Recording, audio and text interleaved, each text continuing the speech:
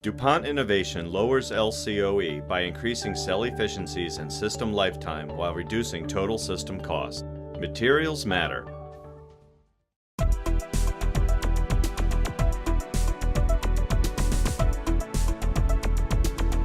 That is, for me, the show of industry.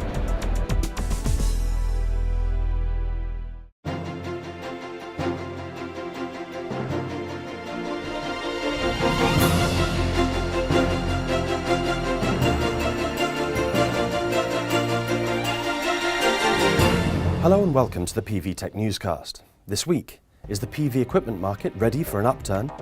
SAG Solarstrom CEO Carl Kuhlmann talks about the impact of anti-dumping in Europe. We recognise Intersolar award winners, and Barack Obama puts solar at the forefront of an assault on climate change.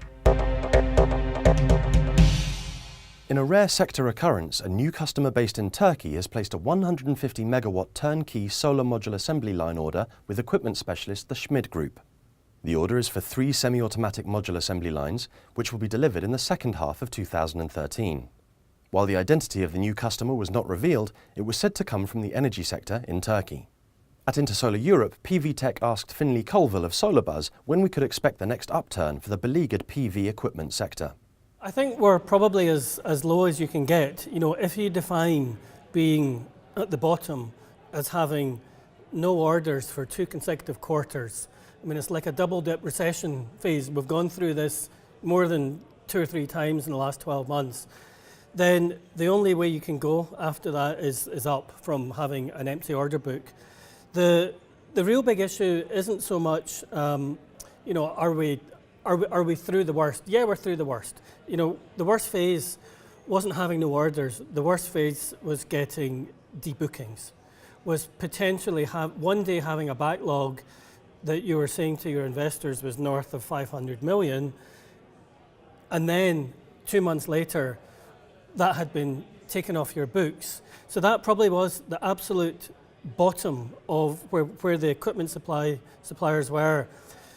What they're looking at now is really a case of when are things going to pick up? And it isn't a question of are things going to pick up? It simply is when are they going to pick up ordering equipment? Every single forecast, every scenario sees the end market growing and moving from 35 this year, 40 next year. As soon as you get to 45, real supply and demand start to come into balance. So within a couple of years, within maybe 12 to 18 months, we're absolutely going to see the first stage of new capacity being required. German and EU-based module manufacturers are not expected to benefit from the EU anti-dumping duties against Chinese rivals, due simply to the entire market declining as a result. We discussed the matter with SAG Solarstrom CEO Carl Kuhlmann at Intersolar Europe. It's the wrong decision because we have to have component prices for the whole system, which makes us competitive against conventional electricity. We need prices for modules at a level below 50 euro cent. And now it's very easy to calculate if the calculation or if the increase, if the tax will come at a level of 88%, as the High Commissioner announced, we are doubling, easily spoken, we are doubling the prices, and we are coming back to a price situation which was 5 years ago. And with a price situation of roughly €1, the whole industry, not only us who are using Chinese modules, the whole industry, even those who are now pro anti-dumping, they will sell nothing. So the whole industry will break down. Companies across the PV supply chain were recognised for innovation at the Intersolar Award ceremony on the first day of the Intersolar Europe exhibition. For the first time, a new category of solar projects in Europe was included in the awards system.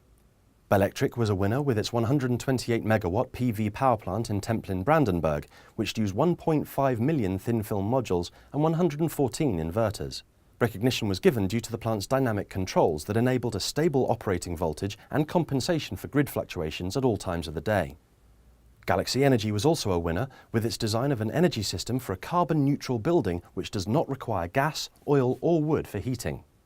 Conergy was also recognised for a roof-mounted PV system at a restaurant in the Spanish city of Barcelona, which was designed for maximum on-site consumption. The jury felt that this was a pioneering project that pointed towards the future of exemplary solar installations, which are conceivable without state funding due to their high on-site consumption. Winners in the photovoltaics category included LG Electronics, which had developed the Mono X Neon that employs N-type bifacial solar cells, which use solar insulation from two sides and an improved light coupling. The jury was impressed with the combination of technologies and the economic viability of the solar module. Other winners included Schletter, and SMA Technology was recognised for its Sunny Boy Smart Energy System, which is a compact, fully integrated storage system that is quick and easy to install. US President Barack Obama put solar at the forefront of a national strategy to cut carbon emissions in the United States as part of a coordinated assault on a changing climate. The US President's two-step climate action plan, launched at Georgetown University in Washington, D.C., includes regulatory efforts to curb emissions from fossil fuel power stations and to increase the use of clean energy. This plan begins with cutting carbon pollution by changing the way we use energy. Using less dirty energy, using more clean energy, wasting less energy throughout our economy. Now, today, about 40% of America's carbon pollution comes from our power plants. But here's the thing, right now, there are no federal limits to the amount of carbon pollution that those plants can pump into our air. None. That's not right, that's not safe, and it needs to stop. President Obama also set a goal to double renewable electricity generation by 2020. Obama has directed the Department of the Interior to permit an additional 10 gigawatts of renewables on public lands by 2020, the department having achieved its original 10 gigawatt goal in permits issued by the end of last year. And finally, our last look at Intersolar Europe for another year clearly reinforces the greater good PV can bring to the millions who have no direct access to electricity.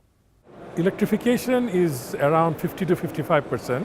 So there's a huge rural population, almost let's say 10 to 12 million homes which are not electrified.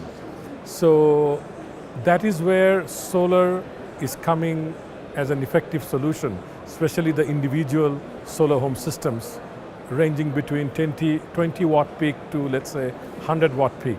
So almost 10 years back in 2000, the government of Bangladesh, along with the World Bank and other development partners like DFID, KfW, JICA, IDB, they started this solar home system program. And in 10 years, it has become the largest program in the world with almost 2 million homes installed. And we believe another maybe 2 or 3 million in the next 2 or 3 years. And on an average, almost 80,000 homes getting connected every month right now. And that's all for this week. Until next Friday, be sure to keep up to date with all the very latest solar news via our website and our Twitter feed. Thanks for watching.